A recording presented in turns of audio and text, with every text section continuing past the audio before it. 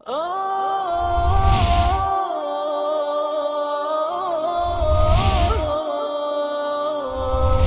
حامل القرآن.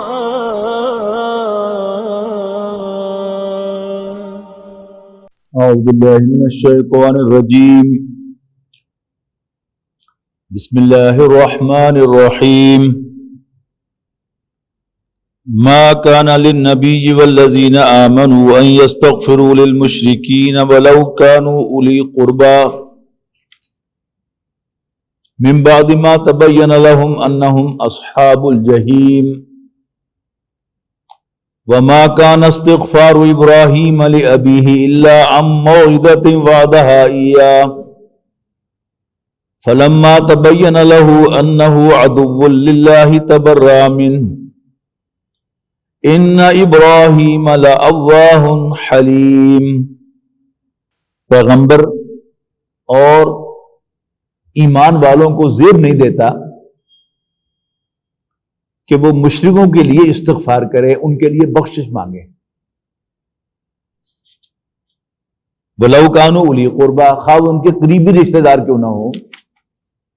مِن بَعْدِ مَا تَبَيَّنَ لَهُمْ أَنَّهُمْ أَصْحَابُ الْجَحِيمِ، اس کے بعد کہ ان پر واضح ہو جائے کہ وہ اہل جہنم ہے. یعنی کوئی شخص جس کے بارے میں یقین کے ساتھ معلوم ہو کہ وہ حالت کفر میں مرا ہے، اس کے لیے ہمیں مغفرت کی دعا کرنے کی بھی اجازت نہیں. ایک ہے گناہ گار ہونا. گناہ گار تو ہم سب ہیں، ہمیں سے کوئی نبی نہیں ہے تو پرفیکٹ نہیں ہے. کسی میں یہاں خامی ہوگی، کسی میں وہاں خامی ہوگی، کسی میں کہیں کمزوری ہوگی، کسی میں کسی دوسری جگہ کمزوری ہوگی. تو ہم سب ایک دوسرے کے لیے یہ جانتے ہوئے کہ یہ مسلمان بھائی ہے، ہم اس کے لیے مغفرت کی دعا کرتے ہیں. ہر نماز میں کرتے ہیں. رب اجعلنی مقیم الصلاۃ ومن ذریتی ربنا وتقبل دعاء ربنا اغفر لی ولوالدی وللمؤمنین یوم یقوم الحساب. لیکن اگر کسی شخص کے ساتھ تعین کے ساتھ معلوم ہو جائے کہ وہ حالت کفر میں مر گیا ہے، ایک ہے کوئی شرکی عمل اس سے سرزد ہوتا تھا، آپ کے علم میں ہے، لیکن وہ عقیدتاً توحید کا قائل ہے، اللہ کو ایک مانتا ہے، نبی اکرم صلی اللہ علیہ وسلم کو اللہ کا رسول مانتا ہے، اور ان کی لائی ہر بات کو آخری تسلیم کرتا ہے، وہ مسلمان ہے. اس کے لیے ہم مغفرت کی دعا کرتے ہیں، کرتے رہیں گے. لیکن اس کے برعکس کسی مشرک کے بارے میں، کسی کافر کے بارے میں، خواہ وہ قریبی رشتہ داری کیوں نہ ہو، ہمیں مغفرت کی دعا کرنے کی اجازت نہیں. یہاں بھی ایک وضاحت آ رہی ہے.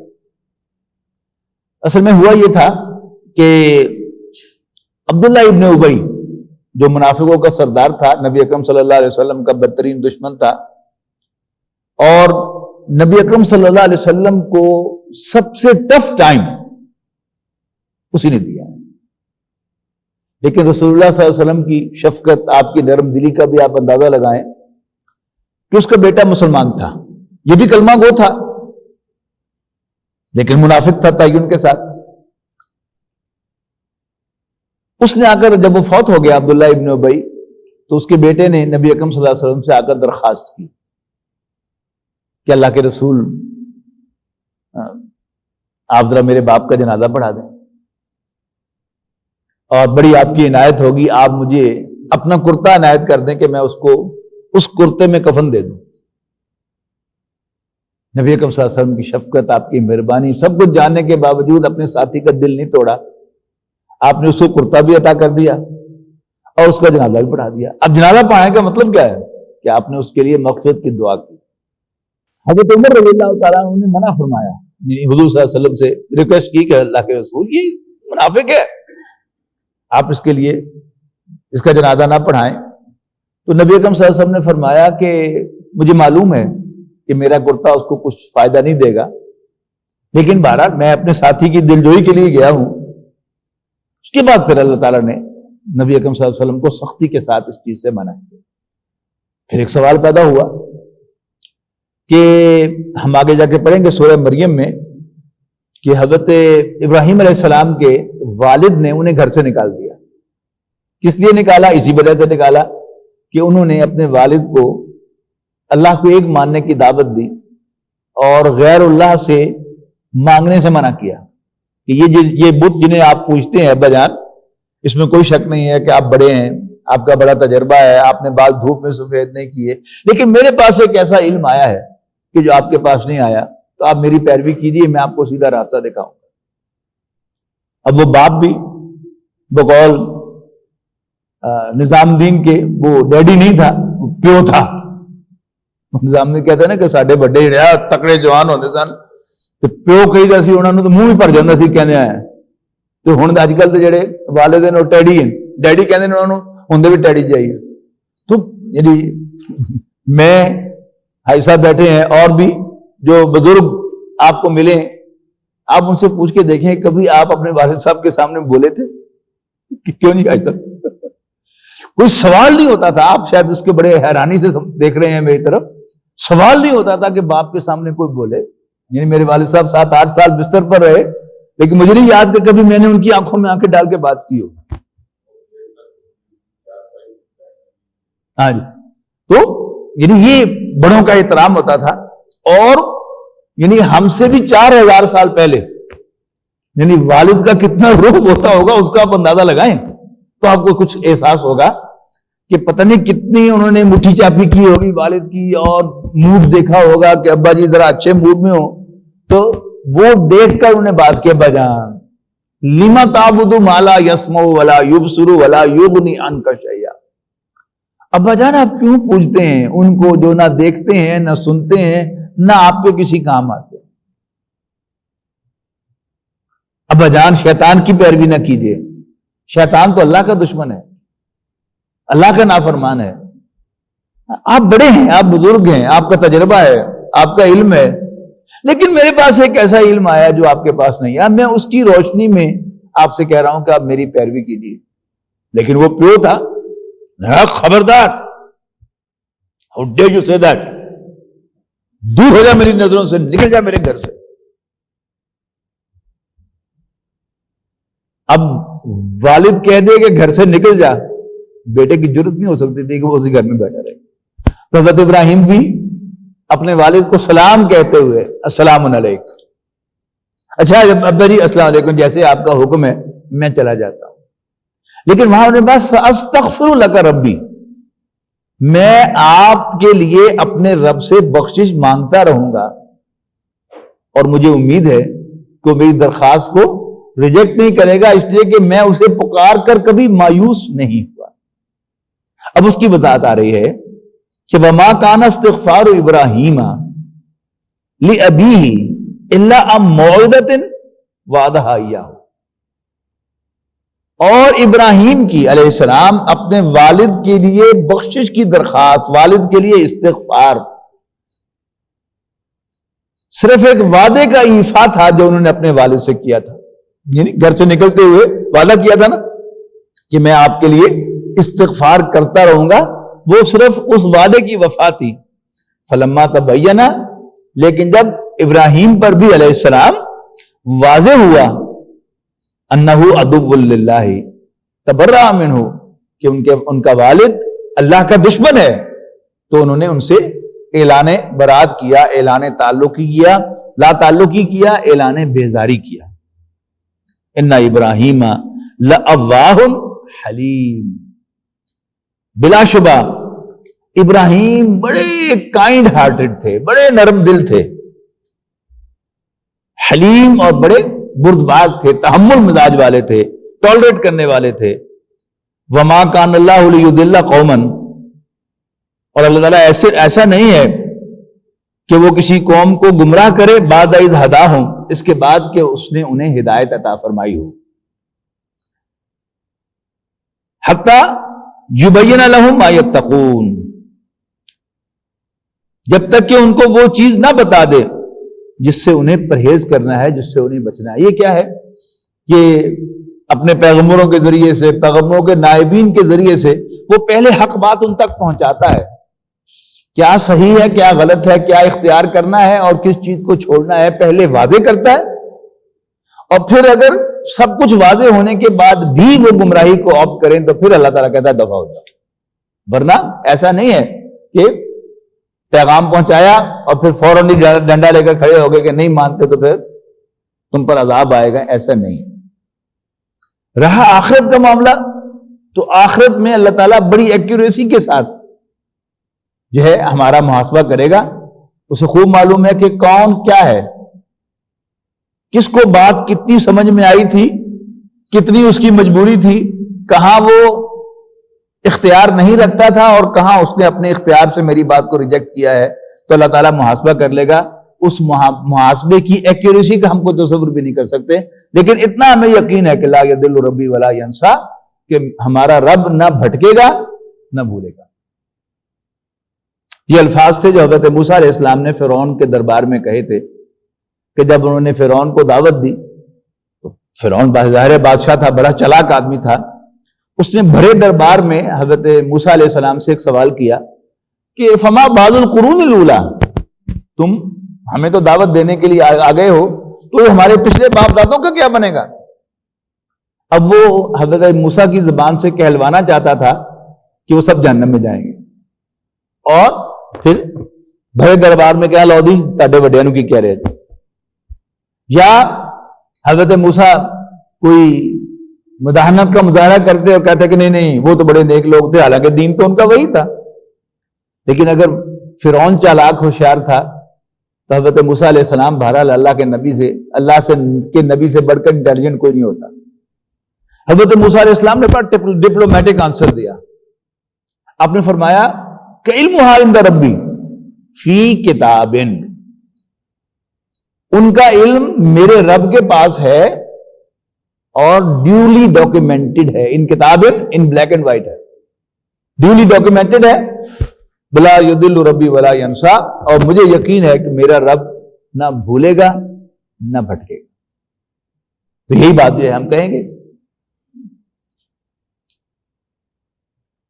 یعنی اللہ تعالیٰ پہلے واضح کرتا ہے کہ کن کن چیزوں سے بچنا ہے اور پھر انہیں کہتا دفع ہو جاؤ. ان اللہ بکل شیء علیم، بے شک اللہ تعالیٰ ہر چیز کا علم رکھنے والا ہے. ان اللہ لہ ملک السماوات والارض، یقیناً آسمانوں اور زمین کی بادشاہی اللہ تعالیٰ ہی کی ہے. He is the sovereign in heavens and the earth, یحیی و یمیت، وہی زندگی عطا فرماتا ہے اور وہی موت سے دوچار کرتا ہے. وما لکم من دون اللہ من ولی ولا نصیر، اور اللہ کے سوا نہ تو تمہارا کوئی دوست ہے اور نہ ہی کوئی مددگار ہے.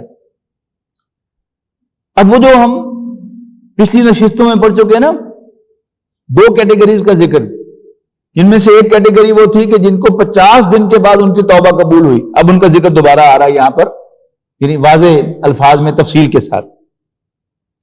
ہم وہ تفسیر پہلے پڑھ چکے ہیں.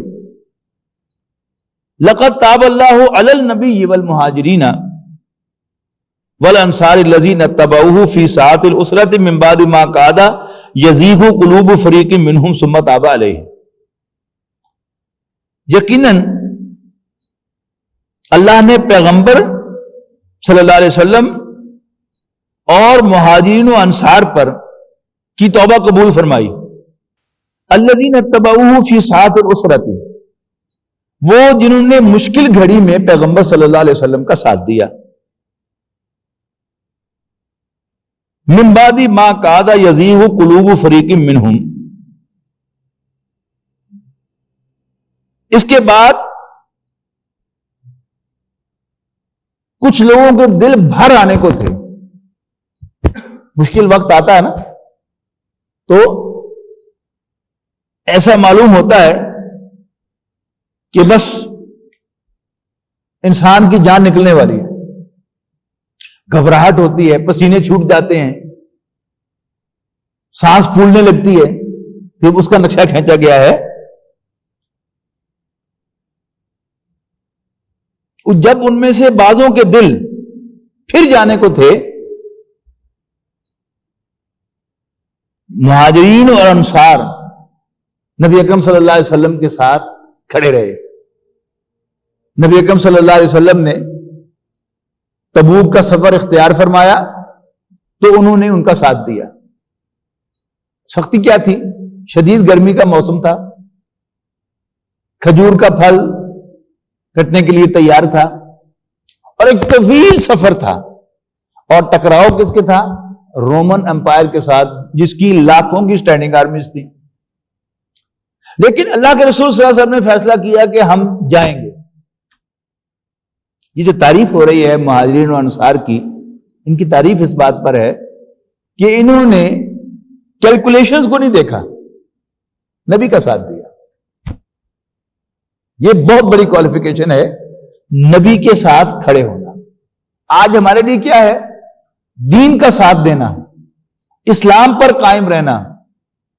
کیا کتنی بڑی مصیبت آ جائے، بڑی سے بڑی مصیبت آ جائے، ہماری جان لے لی جائے، ہمارا مال چھین لیا جائے، ہمارے کاروبار جو ہیں وہ بند کر دیے جائیں، ہمیں گرفتار کر لیا جائے، ہمیں اذیت دی جائے، لیکن نبی اکرم صلی اللہ علیہ وسلم پر ایمان، میں حضرت محمد صلی اللہ علیہ وسلم کو اللہ کا رسول مانتا ہوں اور ان کی لائی ہوئی ہدایت کو حرف آخر سمجھتا ہوں، اس پر قائم رہنا ہمارا امتحان اس میں ہوگا. ہمارا یہ کیا ہوگا؟ نبی صلی اللہ علیہ وسلم کا ساتھ دینا. ثم تاب علیہم، اور پھر اللہ تعالیٰ نے ان کی توبہ قبول فرمائی، ان پر مہربانی فرمائی. انہ بہم رؤوف الرحیم، بے شک اللہ تعالیٰ ان کے ساتھ بہت شفقت اور مہربانی کا معاملہ فرمانے والا ہے.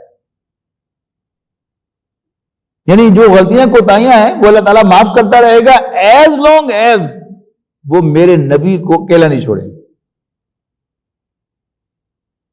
اب وہ ان تین کا ذکر آ رہا ہے. وَعَلَى الثَّلَاثَةِ الَّذِينَ خُلِّفُوا، اور اللہ تعالیٰ نے توبہ قبول کی ان تین کی بھی جن کے معاملے کو ڈیفر کیا گیا تھا، التوا میں ڈالا گیا تھا.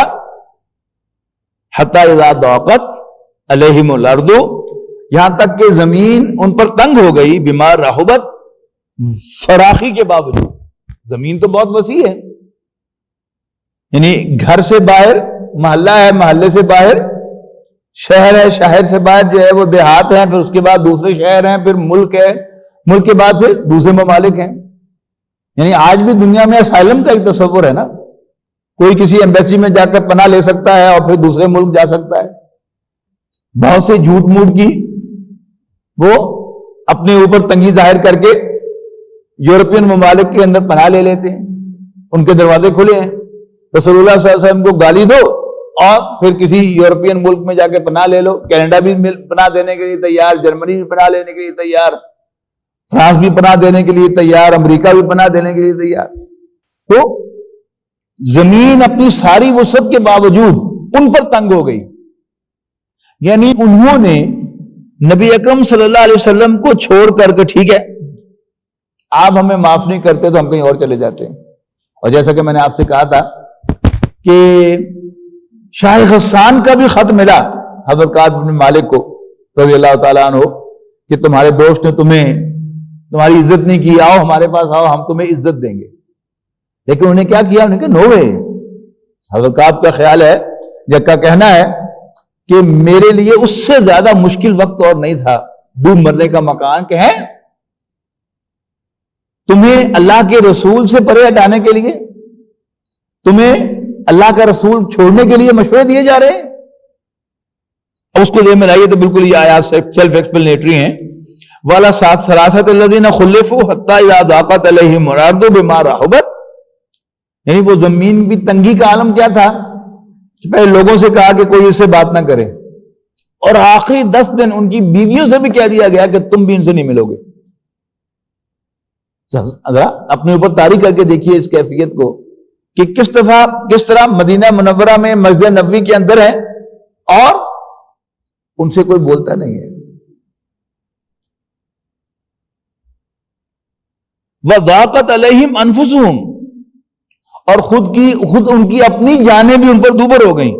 وَظَنُّوا أَلَّا مَلْجَأَ مِنَ اللَّهِ إِلَّا إِلَيْهِ، اور انہیں جان لیا کہ خود اللہ تعالیٰ کے سوا اور کوئی ان کے لیے جائے پناہ نہیں. ایک بڑی خوبصورت دعا ہے کہ جس میں الفاظ ہیں کہ اے اللہ میں تجھ سے تیری پناہ میں آتا ہوں. اللہم انی اعوذ بک منک، یعنی جو پہلا اعوذ بک ہے وہ تو اللہ تعالیٰ ہے، اور من کا یعنی تیرے غضب سے تیری پناہ میں آتا ہوں. جس طرح بچہ جو ہے اس کو ماں اس کی پٹائی کرتی ہے، بچہ کیا کرتا ہے؟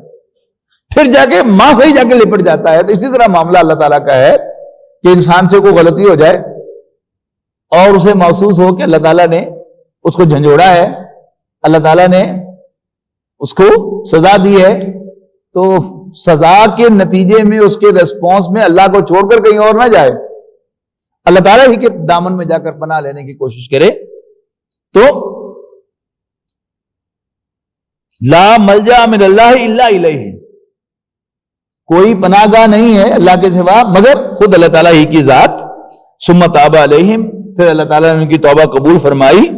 لیتوبوا، تاکہ وہ بھی اللہ تعالیٰ کی طرف مزید مائل ہو جائیں، مزید اللہ تعالیٰ کی طرف جھک جائیں.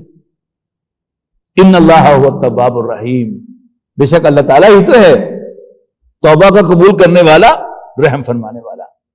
یا ایھا الذین آمنوا اتقوا اللہ، اے ایمان والو اللہ سے ڈرو. وکونوا مع الصادقین، اور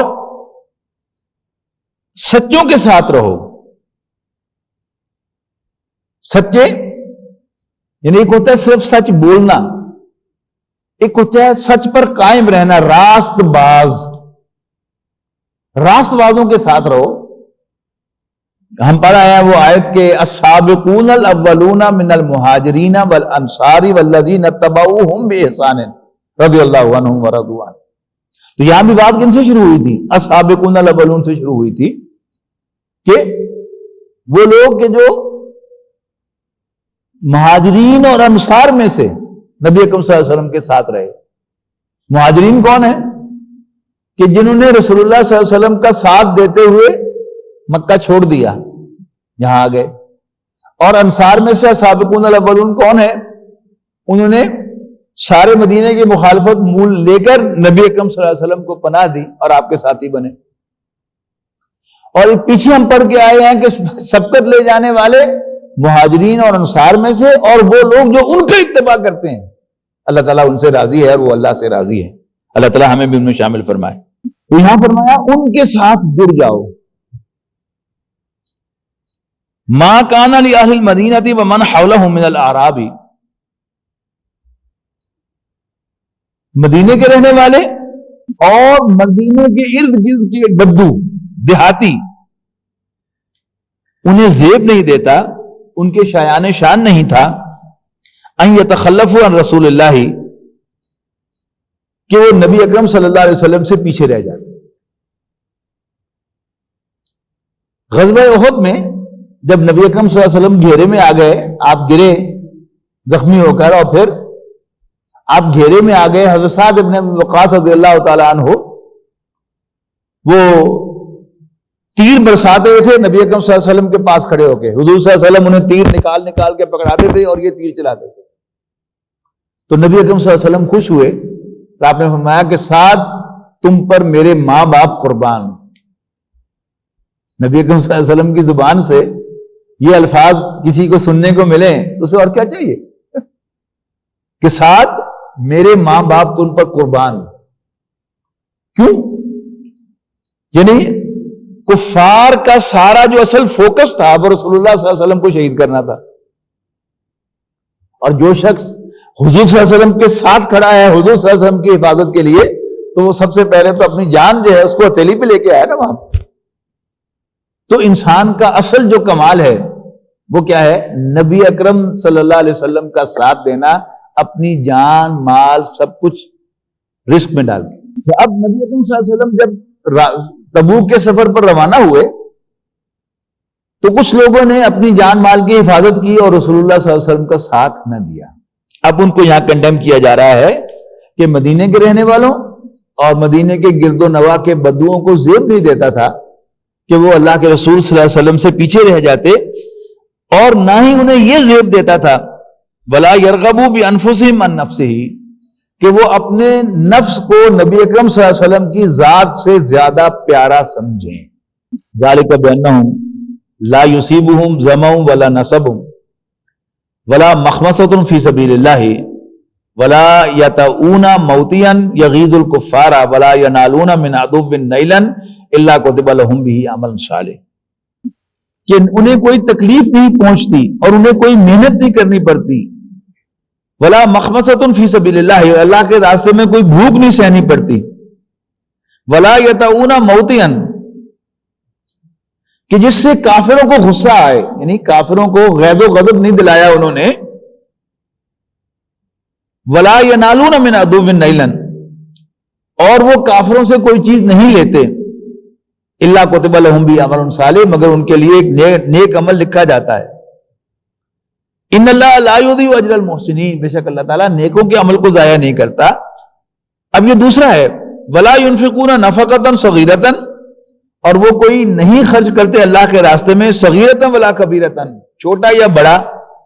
ولا یقطعون وادیا، اور نہیں کراس کرتے کسی وادی کو، الا کتب لہم، مگر یہ کہ ان کے لیے وہ لکھ لیا جاتا ہے نیک اعمال میں. لیجزیہم اللہ احسن ما کانوا یعملون، تاکہ اللہ تعالیٰ ان کے اعمال کو ان کے کیے ہوئے عملوں سے بھی زیادہ اچھا بدلہ عطا فرمائے. وما کان المؤمنون لینفروا کافہ، اور مسلمانوں کے لیے ممکن نہیں ہے کہ وہ سب کے سب گھروں سے نکل آئیں. فلولا نفر من کل فرقۃ، تو پھر کیوں نہ نکلا ہر گروہ میں سے ایک فرقہ، یعنی کچھ لوگ، منہم ان میں سے، طائفۃ ایک گروہ، لیتفقہوا فی الدین، کہ وہ اپنے گھروں سے نکل کر رسول اللہ صلی اللہ علیہ وسلم اور حضور کے تربیت یافتہ صحابہ کی صحبت میں بیٹھنے کے لیے. اصحاب صفہ کون تھے؟ کہ جنہوں نے اپنے آپ کو رسول اللہ صلی اللہ علیہ وسلم کے دروازے پر آ کر ڈال دیا تھا کہ ہم یہ آپ کے سامنے بیٹھے ہیں، کوئی کاروبار نہیں کرنا، کوئی کچھ نہیں کرنا، جو مل گیا کھانے کو کھا لیا، ورنہ بھوکے گزارا کر لیا. لیکن پریفرنس کیا تھی؟ حضور صلی اللہ علیہ وسلم کی صحبت. اب یہ کیا ہے؟ یہ حضور صلی اللہ علیہ وسلم کے ٹرین کیے ہوئے لوگ ہیں، تربیت یافتہ لوگ ہیں، ان کے پاس آ کے بیٹھنا. تو کیوں ایسا نہ ہوا؟ یعنی سب لوگوں کے لیے تو نکلنا ممکن نہیں، لیکن ہر کمیونٹی میں سے کچھ لوگ اپنے آپ کو فارغ کرتے اور وہ کچھ وقت آ کر رسول اللہ صلی اللہ علیہ وسلم اور آپ کے تربیت یافتہ صحابہ کی صحبت میں بیٹھتے. فلولا نفر من کل فرقۃ منہم طائفۃ لیتفقہوا فی الدین، تاکہ وہ دین سمجھتے، دین سیکھتے. ولینذروا قومہم، اور پھر اس لیے کہ وہ اپنی قوم کو جا کر خبردار کرتے، انہیں وہ تعلیم دیتے. اذا رجعوا، جب واپس جاتے، الیہم، ان کے پاس، لعلہم یحذرون، تاکہ وہ بھی بچیں برائیوں سے، شرک سے، بد عقیدگی سے. یا ایھا الذین آمنوا قاتلوا الذین یلونکم من الکفار، اے ایمان والو لڑو، جنگ کرو اپنے نزدیک رہنے والے کافروں سے.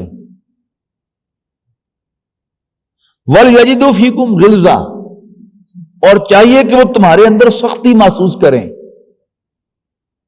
انہیں کوئی نرم گوشہ نہ دکھاؤ اپنا، بلکہ اپنے نزدیک والے کافروں سے لڑو، اور چاہیے کہ وہ تمہارے اندر سختی محسوس کریں.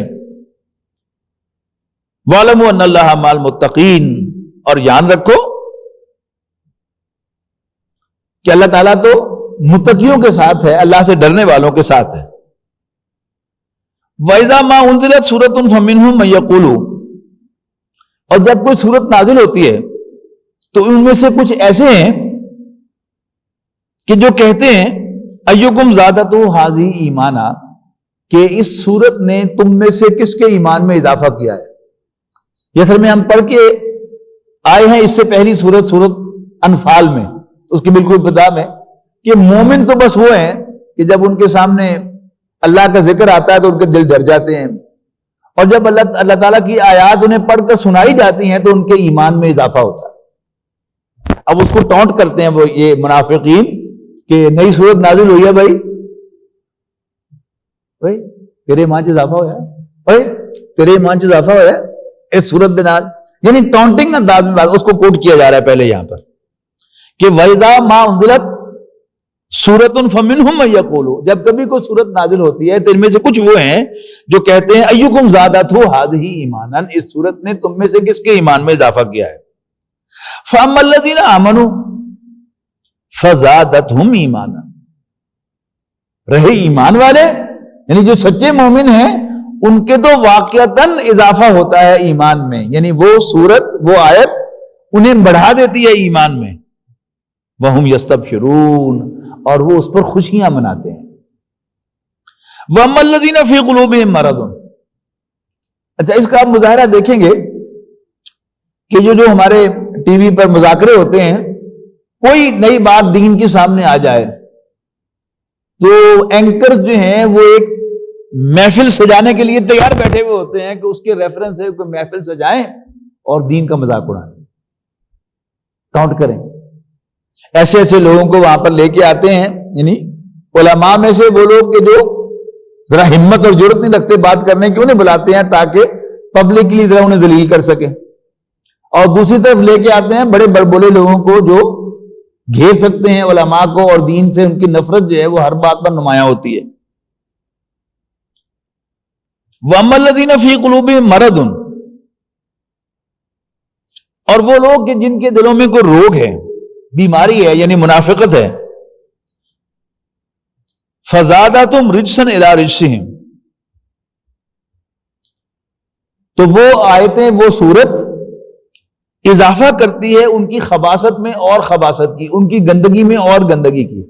ان کا ذہن پہلے ہی گندگی سے بھرا ہوا ہے تو ان کو کچھ اور موقع مل جاتا ہے کہ اس میں اس صورت کے حوالے سے، دین کی اس بات کے حوالے سے اور گندگی بھر لیں. وَمَاتُوا وَهُمْ كَافِرُونَ، اور وہ مریں گے اسی حال میں کہ وہ کافر ہی ہوں گے، یا وہ مرے اسی حال میں کہ وہ کافر تھے. اس لیے کہ آغاز ہے نا وہ نبی اکرم صلی اللہ علیہ وسلم کا ابو عبداللہ ابن ابی کا جنازہ پڑھانا، تو اسی کانٹیکسٹ میں یہ ساری کی ساری گفتگو ہو رہی ہے. اولا یرون انہم یفتنون فی کل عام مرۃ او مرتین ثم لا یتوبون ولا هم یذکرون. تو کیا یہ دیکھتے نہیں کہ ہر سال میں ایک مرتبہ یا 2 مرتبہ وہ کسی مصیبت میں پھنستے ہیں، ثم لا یتوبون، پھر بھی توبہ نہیں کرتے. یعنی اللہ تعالیٰ ہمیں جھنجھوڑتا رہتا ہے. جب ہم بہت زیادہ سرکش ہو جاتے ہیں تو اللہ تعالیٰ ہمارے گھر میں کوئی ایسی پریشانی یا بیماری یا کوئی ایسا مسئلہ کھڑا کرتا ہے کہ جس سے ہمیں اللہ یاد آتا ہے، ہم دعائیں مانگتے ہیں اللہ سے، لیکن جو ہی وہ مسئلہ حل ہو جاتا ہے تو بالکل کافروں کی طرح ہم پھر اسی سٹیج سے آ جاتے ہیں اور ہمارے وہی لچھن ہو جاتے ہیں جو ہمارے پہلے تھے.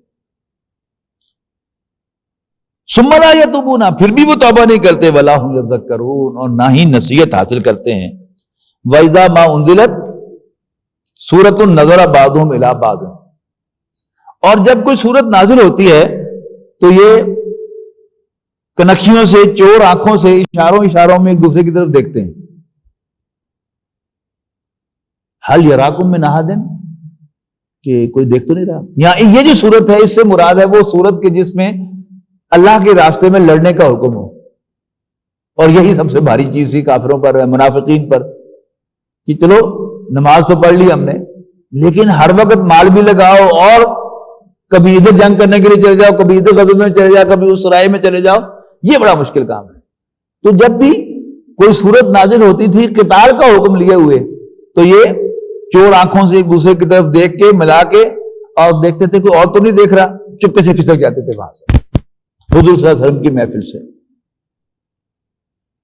ثم انصرفوا، پھر وہاں سے وہ چلے جاتے تھے. اس کا پنجابی کا لفظ ہے نا، وہاں سے پھٹ جاتے تھے، زیادہ یعنی مقصد کو ادا کرتا ہے کہ کام کے وقت جو ہے وہ غائب ہو جانا، پھٹ جاتے تھے وہاں سے. صرف اللہ قلوبہم، اصل میں اللہ تعالیٰ نے ان کے دلوں کو پھیر رکھا ہے. یا عربی زبان میں ماضی کا صیغہ مستقبل کے لیے بھی آتا ہے، اذا زلزلت الارض زلزالہا. لفظی ترجمہ کیا ہوگا کہ جب زلزلہ آیا زمین اور ہل گئی، لیکن اصل میں کیا ہے، جب زمین زلزلے سے پوری طرح ہلا دی جائے گی. تو یہاں بھی آپ دوسرا ترجمہ کر لیں، صرف اللہ قلوبہم، ان کی اس حرکت پر اللہ تعالیٰ ان کے دلوں کو پھیر دے گا. بِأَنَّهُمْ قَوْمٌ لَا يَفْقَهُونَ، اس لیے کہ یہ ناسمجھ لوگ ہیں، سمجھ بوجھ سے کام نہیں لیتے. آخری 2 آیات اس سورت کی وہ بڑی زبردست آیات ہیں. نبی اکرم صلی اللہ علیہ وسلم کی شان میں فرمایا، لَقَدْ جَاءَكُمْ رَسُولٌ مِّنْ أَنفُسِكُمْ، تمہارے پاس تشریف لے آئے ہیں ایک پیغمبر تمہیں میں سے، عزیز علیہ ما عنتم، جو بھی تمہیں تکلیف میں ڈالے وہ ان پر بہت بھاری گزرتا ہے. حریص علیکم، وہ تمہارے بارے میں بہت حریص ہیں، بہت خواہش مند ہیں تمہارے فیورز کے. بالمؤمنین رؤوف الرحیم، اور مومنوں کے لیے بڑے شفیق و مہربان ہیں. آپ اگر تصور کریں نا ایک اچھے ہیڈ آف دی ڈپارٹمنٹ کا، کسی بڑے ادارے میں ایک اچھا ہیڈ آف دی ڈپارٹمنٹ، اس کی کریکٹرسٹکس کیا ہیں؟ کوئی حادثہ پیش آ گیا تو دو قسم کے ہیڈ ہوں گے. ایک ہیڈ وہ ہوگا کہ وہ سارا گناہ اپنے سر لے گا کہ سوری میری کوتاہی ہے اور ریزائن کر دے گا. دوسرا کون ہے کہ جو ایک انکوائری کنڈکٹ کرے گا اور ایک دو آدمیوں کو نامینیٹ کرے گا کہ یہ ان کا قصور ہے. اب ادارہ جو ہے ان کو نکال دے نوکری سے، ان کی انکریمنٹ کاٹ دے، لیکن وہ اپنے آپ کو سیف جو رکھے گا. اچھا، جب سالانہ انکریمنٹس کا وقت آئے گا تو اپنے ساتھیوں کے لیے لڑے گا کہ جی سب سے اچھا کام تو میرے ساتھیوں نے کیا ہے، دیکھیے ہم نے یہ کیا یہ کیا یہ کیا ہے. مطلب کیا ہوتا ہے کہ جی سب سے زیادہ انکریمنٹ جو ہیں وہ میرے ڈپارٹمنٹ کے لوگوں کو ملنی چاہیے. یہ کیا ہے؟ یہ اچھا باس ہے. اب اللہ تعالیٰ جو ہے وہ ہے احکم الحاکمین، سب سے بڑا حاکم، سب سے بڑا بادشاہ، رب العالمین. اب نبی اکرم صلی اللہ علیہ وسلم اپنی امت کے لیے فائٹ کرتے رہتے ہیں اللہ تعالیٰ کے سامنے کہ میری امت کے گناہ معاف ہونے چاہیے، میری امت کو زیادہ اجر ملنا چاہیے. یعنی 10 گنا 700 گنا تک حضور صلی اللہ علیہ وسلم لے گئے کہ نہیں اجر. یہ کیا ہے؟ یہ حضور صلی اللہ علیہ وسلم کی اپنی امت سے، اپنے ماننے والوں سے محبت ہے. اپنے اس کو عزیز علیہ ما عنتم، جو تمہیں تکلیف میں ڈالے وہ ان کا بڑا بہت بھاری گزرتا ہے. He never wants کہ اس کا کوئی کارکن جو ہے وہ سزا پائے. حضور صلی اللہ علیہ وسلم آخری حد تک جاتے ہیں کہ اگر ایسا ہو جائے تو انبیاء کرام کا یہ معاملہ، حضرت ابراہیم علیہ السلام یعنی قوم لوط کے لیے کتنا فائٹ کیا انہوں نے کہا اگر 50 آدمی ہوں تو پھر انہوں نے کہا یہ 50 ہوئے تو ہم عذاب نہیں بھیجیں گے. فرشتوں نے کہا. حضرت ابراہیم کو خیال ہے کہ مطلب 50 ہوں ہی نہ. انہوں نے کہا اگر 40 ہوں، انہوں نے کہا 40 بھی ہوں گے تو بھی نہیں کریں گے. اب نیچے نیچے آئے جا رہے ہیں حضرت ابراہیم علیہ السلام، تاکہ فرشتوں نے کہا کہ چھوڑیے ابراہیم، اب ان کا فیصلہ ہو چکا. تو اچھا باس، اچھا ہیڈ، وہ ہمیشہ جو اپنے ماتحت ہیں، جو اس کے متعلقین ہیں، اس کے کارکن ہیں، ان کو پروٹیکٹ کرتا ہے اور ان کے لیے فائٹ کرتا ہے. یہ دونوں اس صورت میں آئے ہیں کہ عزیز علیہ ما عنتم، ان پر گراں گزرتا ہے جو تمہیں تکلیف میں ڈالے. حریص علیکم، تمہارے بارے میں بڑے حریص ہیں، تمہارے لیے فائٹ کرتے ہیں. بالمؤمنین رؤوف الرحیم، اور سارے ایمان والوں کے لیے شفیق و مہربان ہیں. فَإِن تَوَلَّوْا، اے نبی اگر یہ پھر جائیں، فَقُلْ حَسْبِيَ اللَّهُ، یعنی یہ کیا ہے؟ بالفرض والمحال، یہ سارے آپ کا ساتھ چھوڑ جائیں تو تم کہنا حسبی اللہ، اللہ میرے لیے کافی ہے. لا الہ الا ہو، اس کے سوا کوئی معبود نہیں ہے. علیہ توکلت، اسی پر میں بھروسہ کرتا ہوں. وہو رب العرش العظیم، اور وہی عرش عظیم کا مالک ہے، سب سے بڑا تخت اسی کا ہے. بارک اللہ لی ولکم فی القرآن العظیم ونفعنی وإیاکم بالآیات والذکر الحکیم. بہت شکریہ.